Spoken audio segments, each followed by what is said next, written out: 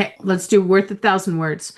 So, one of my favorite things about the GED science test is how many diagrams and pictures it can have. So, even if you do have some struggles with reading comprehension, even students with lower reading comprehension levels can pass science because of their skills with math and with interpreting diagrams. It makes the readings easier. So, let's take a look at some of these that have these images to go along with the passages. The passage says this diagram depicts Earth layers. Which choice correctly orders Earth's layers from closest to the core to closest to the surface? So I'm going to go through these solutions again, and you just tell me no or maybe. All right. So A, outer core, moho, crust, lower mantle. No or maybe. I'm going to start circling.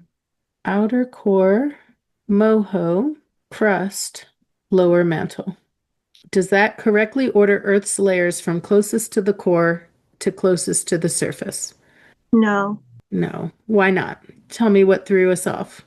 it's out of order because crust, our lower and lower mantle, like they're not, it's not in order. Beautiful. Okay.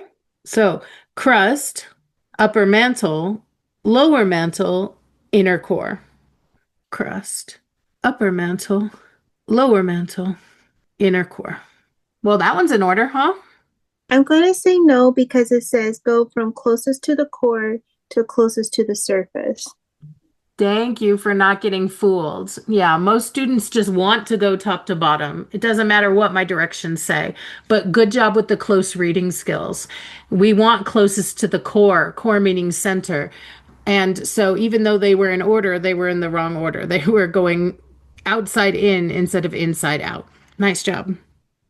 Okay, so we ruled out A, we ruled out B. Well, goodness.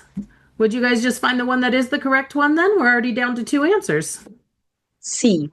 C, outer core, lower mantle, upper mantle, crust. I agree. Nice job.